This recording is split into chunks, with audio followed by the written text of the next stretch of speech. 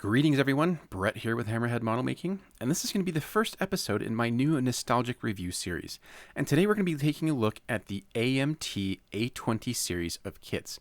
Now, these were initially, the very first boxing of this was released in 1994. And this is a kit that I literally grew up on.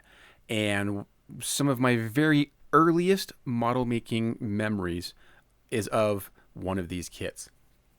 And in fact, I have a scar on my hand that I got from trying to cut parts for this specific here, the A20, this kit here, the A20J.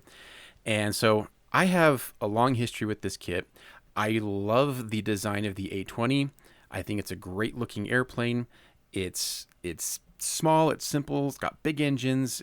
It just looks cool. Now, they released originally 4 kits. I don't have the 4th one, but the 4th one is actually known as the P-70. It's a night fighter version of the A-20. And so instead of the bomb bay, they actually fitted 4 20mm cannons underneath the bottom and filled the nose with radar equipment. So quite interesting. The kits are fairly simple, but for the time, I mean, consider this is 1994. Most American model manufacturers were still doing raised panel lines. This has recessed panel lines, and they're not super crisp or super sharp, but all things considered, it's pretty good considering its age. I mean, we're talking now 30 years almost exactly. The kits do have different options depending on which kit you have, so they have early glass nose, late glass nose, solid nose, gun nose like the A20G here that we're looking at. And like I mentioned, the P-70 has radar equipped nose. You do get really simple interior stuff. The bomb bay literally just consists of this little rectangular rack with 4 bombs in it. No other detail inside the bomb bay. The cockpit is fairly well detailed considering its age. The engine faces here, you'll see in just a moment, are actually kind of one of the highlights of the detail of the kit, and looks quite nice even to today's standard, and would provide an extremely good base for super detailing. You can see here all the nice details for the cooling vanes on the cylinders, things like that. It's not bad. And so all things considered, it's a pretty decent kit. Now, if you want to build a 1/48 scale A-20, this is the only option. And I believe you can find some reboxed versions through Italeri, but otherwise you can still find these kits on eBay. In fact, I got a few of these on eBay and really didn't pay much more than what they originally cost back in the day. So it's still a somewhat economical kit to buy. And there are aftermarket details out there if you want to spruce things up. Or, like I mentioned, this kit would be an extremely good base for scratch building and super detailing if you want. And again, because of the age of the kit, you're going to run into things like there's a lot of flash on this kit here, especially on the tail surfaces, and the fit is iffy in some places. But again, nothing that your basic modeling skills can't overcome. And I think I know it builds up into a really good, accurate looking A-20. And again, you have multiple different options to choose from. Each kit comes with at least 2 or 3 different livery options to choose from as well.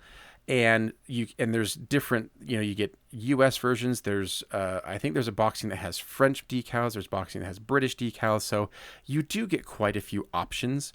And if you're a fan of the A-20, I highly recommend looking out for this kit, seeing if you can find it on eBay or sometimes they appear in shops as well. People bring them in on collections, things like that. So I definitely think it's a kit that's worth keeping an eye out for, at least until HK Models decides to scale down their current 1/32 scale A-20s, which, I mean, if they follow their trend of doing 1/32 scale and then scaling it down like they've done with all of their other kits, it seems very likely that will happen. But until then, I think these are still a viable option. I think the biggest downside of these kits is just the overall lack of detail. Like, there's very little detail in the wheel wells. There's virtually no detail in the bomb bay. It's just wide open. The The gun turret on the versions that have the gun turret it's okay in terms of its detail. It's not like phenomenal, but at least it has detail. I think where it really stands out are the engines, and I think the instrument panel is actually really nice looking. I cannot speak to how well the decals will perform if you get one of these original boxings after 30-ish years. So I'll have to kind of do an amendment to this video and let you all know once I get around to building it. But this is a kit that is near and dear to my heart, and I cannot not look at it with rose tinted glasses. So if you've built this kit in the past, I'd love to hear your experiences down below. Let me know what you think of this kit. And if you have any in your stash or you've built it before, just chime in. Let me know what you think. Like I said, this is probably one of my favorite old, quote unquote old kit. I know 30 years isn't that old. It's younger than I am. But yeah, so if you get a chance to find one of these kits, either in the original boxing or the rebox version, I would snatch it up, add it to your stash, build it when you have a chance. It's a phenomenal kit. Thanks to my patrons. Thanks for watching. We'll catch you on the next video.